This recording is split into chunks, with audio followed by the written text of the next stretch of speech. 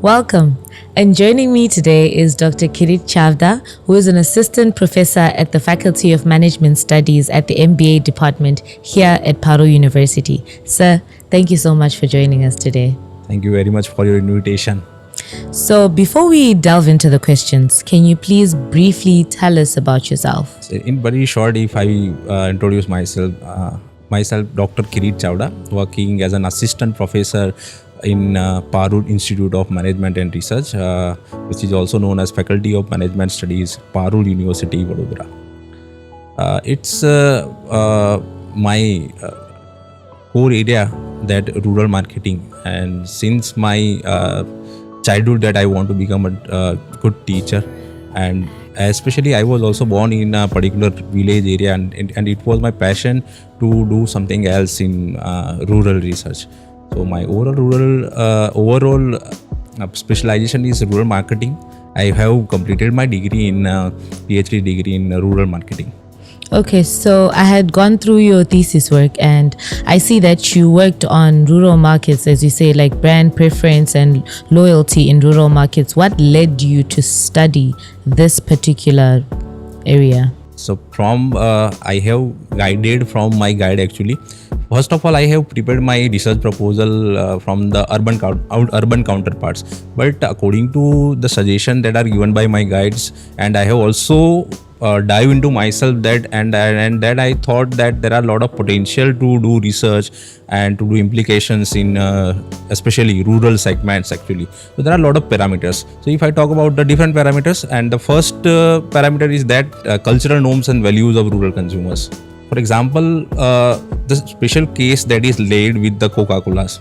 The many companies of soft drinks actually failed into diving to capture the rural markets due to cultural norms, because the cultural norms and values are different from the urban counterparts. But Coca-Cola has started that campaign considering cultural norms, values, and that replace the local taste and preferences of rural consumers, so that therefore they can capture that particular rural segments. The another thing, if I talk about, that is about the perception of an individual, those who are living in rural area. That is also quite different from the urban counterparts from the knowledge perspective.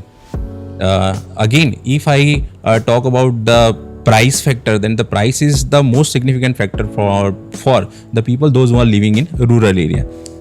So therefore they are preferring sachets of FMCG products, of whether it is a toothpaste, shampoo, or any daily products that they belong.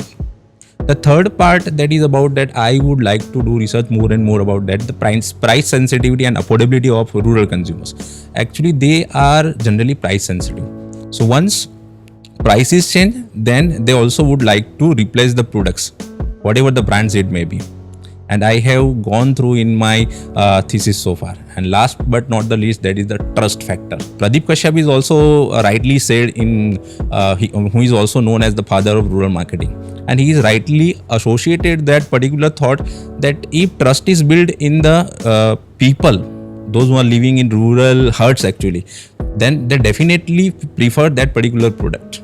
So therefore, I have gone through the research, considering more than 1600 people sample size, and then I enjoyed the research a lot. So, sir, you mentioned about how rural markets prefer smaller sachets of shampoo and like products. So, considering the size premium pricing strategy, where similar sachets of shampoo are more expensive per unit of volume than larger bottles, how do you think rural customers perceive the value that they're getting from these sachets despite the higher cost per unit? And what factors might influence their purchasing decision in favor of these sachets? See, actually, if I talk about the values and price and the mindset of the people, those who are living in rural area, they have a very different definition of a price and a cost in their mind. So first, there are many parameters and factors which are affecting to the decisions of buying a particular product, FMCG products in a smaller sachets. So they are considering number one, I think though, that first of all, affordability. So if I talk about the affordability factor, then the front cost of buying a particular product, front cost of buying that particular product is very very low for the people those who are living in rural area, because as they have very limited disposable income to spend at a particular time, at a particular transaction time. Then the second thing is that affordability means a lot for them, because they have not their they have not uh, purchasing power unit compare to the urban counterparts. The second thing that is about portability of that particular sachets, and actually they have limited storage space in their unit, in their house, and considering that these factors also, they would like to use the FMCG products as per their convenience only. So instead of putting the whole investment, uh, for example 400 gram bottle of any shampoos, so instead of that they would like to spend only 1 rupees or 2 rupees of a same brands and enjoying the same thing or the same pleasure as the people those who are living in urban areas they're enjoying. So they would not like to spend the whole income, because they have, again I am telling you, that limited disposable income. And the another thing that they would like to consider, that accessibility of a product. See, in a remote area where the market is available, but the 400 gram bottles or the other luxurious FMCG products are not available, but due to there are some transportation facilities and the kacha roads which are available in rural area, remote area. So at that time people of rural area preferred to buy sachets products, and therefore easy availability of product at mom and pop provision stores. Generally we can use that word, that mom and pop provision stores are available, and that due to that they would like to take sachets instead of buying that particular whole 400 gram bottles and toothpaste and any other FMCG products. So, in light of the recent Supreme Court action against Patanjali Ayurved for misleading advertisements, how should companies adapt their marketing strategies to responsibly address the unique challenges and characteristics of the rural Indian market, such as lower literacy rates and limited access to healthcare? See, actually, the basic meaning of advertisements, particularly if I talk about marketing management, then advertisement means to aware the people with proper ethical standards, and that is already narrated by the father of marketing management, and who has a particular image in the corporate world, that is called Philip Kotler. So according to him, advertisement should have the wings of ethics, and that should be followed by each marketer. So if we are focusing on this particular case of Patanjali Ayurvedic, then of course it is a misleading advertisements. But according to me, marketer has to create the, first of all, some basic parameters, considering some parameters, and then create particular advertisements. So considering that, if I would like to discuss with you, first of all, as a marketer, first of all consider the factor that is called educational campaigns. So make people aware first of all, and then with educational campaign try to make them aware about the advertisements, the message which can be clearly forwarded with the simple language, available with visual ads, all the visual aids, then the proper listening, proper message, and the proper interpretation of that particular advertisement that should be made. I would like to mention over here one example, that is one of the initiative called Parivartan, and the Parivartan initiative that is taken by Coca-Cola at that time, and they have considering health of rural people as well as water conservations, and there are many messages which are particularly carry forward by them, and that products is also get hiked in a rural area. So considering this, ethical education is also required. The second thing is that as a marketer, whenever advertisements are carried out in a particular market, especially in rural area, then the community engagement should be focused, because each message in a rural area is passed out through the local channels, and in that particular local channels people are concerned. Where peoples are there, feelings are there, sensations are there, and due to that particular feelings, and if the feelings are hurt, then the negative word of mouth are generated, and due to that the products are failed. The third, if I talk about that bring it to the particular channels. People of rural area put only trust on the people those who look like them or be like them. So therefore, if I give a particular example, then Dabur is the best example of it. So providing each and every testimonials of rural people, Dabur is giving examples of people, satisfactory consumers, those who are belonging from rural area, and people liked it. So this is what about the overall Patanjali case. And last but not the least, if I talk about that, ethical transparency is required. So my next question to you is, how might the ban on artificial colors in food products impact consumer behavior and food industry practices? For instance, in Tamil Nadu, the government banned the sale and production of cotton candy and food items that contain color additives due to the presence of a toxic textile dye. I think it's called rhodamine B. So due to that, it could be hazardous to human health. What's your take on that? See, of course, when the colors additives are considering with the food products, it will be definitely harmful to the health of a people, whether it is the urban counterparts or rural counterparts. The important thing is what marketer wants to implicate their products in the market.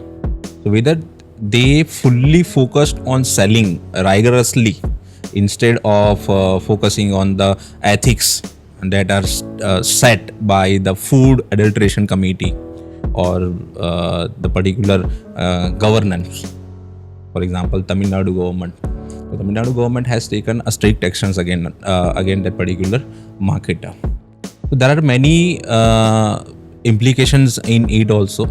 First of all, if I talk about the different parameters, the first one is that is about, due to ban on this product, there are many positive outcomes are carried out in the field of this food grain industries, in the field of food industry. First of all, that is the people become now aware about their health, and they would prefer, and they now prefer the product which have a particular labels, and they would only prefer that products where expiry dates are available. Then the second thing that is about that people would like to become more organic.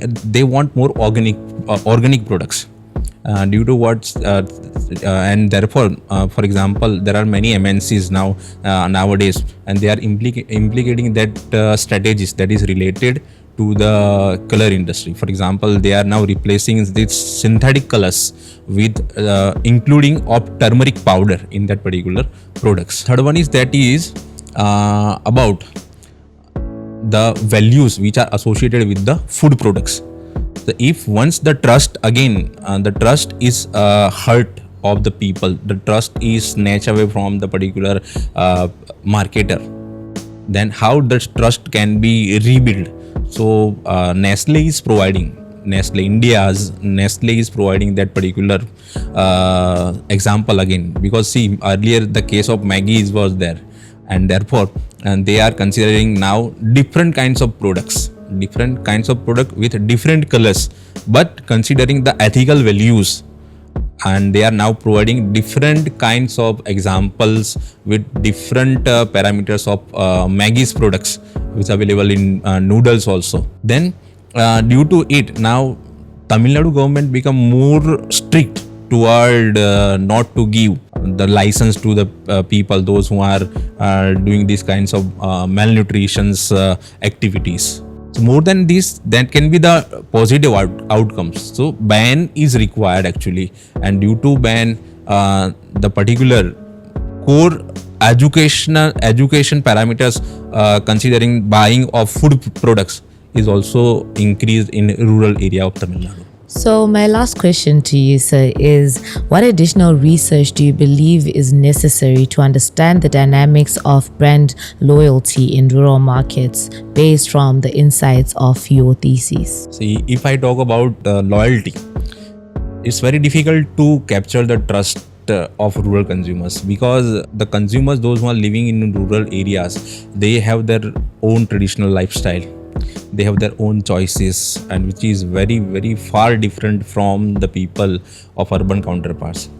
The third thing, that they have their own traditions, their values, their beliefs regarding a particular information, regarding a particular product or a services, whatever they are consuming in present time, and they would not like to compare to the past or to their present, but they always compare this product with other, and in the word of mouth.